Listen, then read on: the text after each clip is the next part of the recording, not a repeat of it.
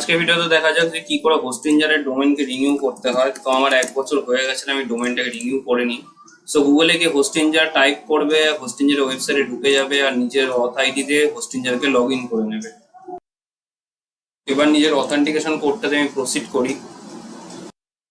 Alright, so দেখতে পাচ্ছ যে আমি আমার ড্যাশবোর্ডে চলে গেছি। এবার বলছে যে আমার আর কয়েকদিন বাকি আছে ডোমেনটা রিনিউ করার জন্য। আমি রিনিউ বাটনে ক্লিক করছি।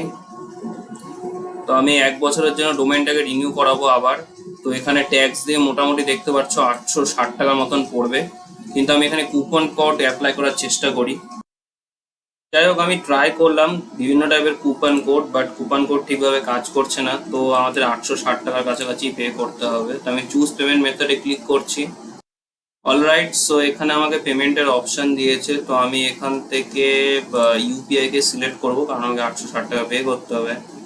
ফোন নাম্বার এত আছে, এবার আমাকে এখানে ইউপিআই আইডি দিতে হবে। ওকে, সো আমি আমার ইউপিআই আইডি দিয়ে দিয়েছি আর আমি এখান থেকে কন্টিনিউ বাটনে ক্লিক করছি। 860 টাকা পে করতে হবে। You will see when you approve you will see the reduction limited photo। আচ্ছা, সরি, আমি কিছু গড়বড় মনে হচ্ছে, আমি এটাকে পিছিয়ে যাই। এটা I guess automatic payment option দিচ্ছে। আমি এখান থেকে আমি আমার কার্ডের পেমেন্ট করি।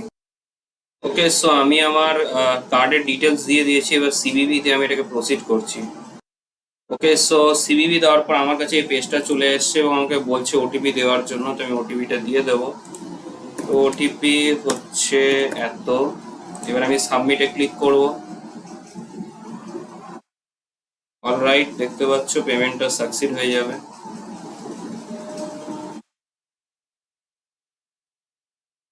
Alright, so you can see payment is successful, and if I go to manage, কি ইনফরমেশন দেখায় দেখি।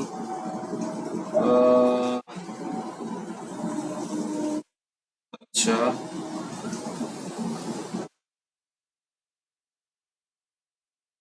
এটার ইমেল আসবে, ডোন্ট ওয়ারি। ওকে, কিছু টাইম লাগে সময়তে পেমেন্ট প্রসিড হওয়ার পরে।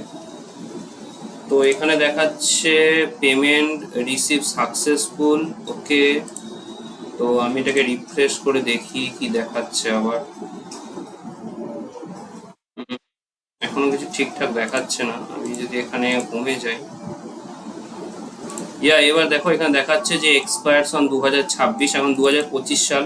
তো 26 সালে এটা আবার এক্সপায়ার হবে, তার মানে renew successful. Thank you guys for watching this video.